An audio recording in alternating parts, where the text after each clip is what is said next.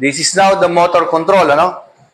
Motor control, Y delta motor control, forward reverse motor control, and direct online motor control. So para matesting natin to, kailangan natin ng extension. Saksak doon yung extension. And then dito. Saksak natin dito. I-plug natin. And this is now the main breaker. Tataas lang natin yung main breaker. Pataas. Release ang emergency stop. Release kasi nakapindot yan. So, kailangan natin ikot pa kanan. Ito naman, breaker na to para dito sa motor na to. Andarin ko. Siguraduhin lang na walang obstruction. Since ang testingin natin Y delta motor control, mapapansin nyo, walang ilaw yung power. Pag tinaas ko yung Y delta na breaker, magkaka-power. Testingin, dapat pag pinindot ko to, iilaw ito. At pag tapos na yung timer, iilaw yung delta.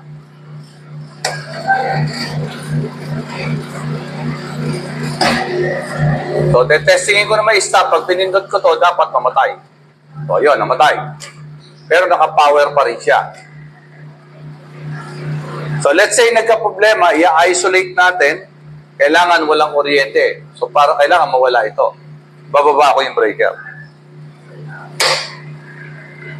Ngayon, para ma-demo nyo yung pag-lockout, tag-out, at pag-testing, kailangan tanggalin natin lahat. Ano? Patayin ito. Release ang emergency stop para safe tayo.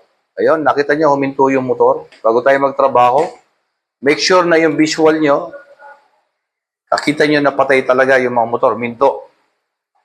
Then, isolate the main breaker o ibaba.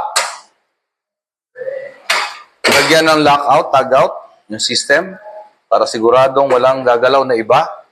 Then, itong system na to, hugutin natin dito, para siguradong walang kuryente yung system. That is the testing for the Y delta motor control.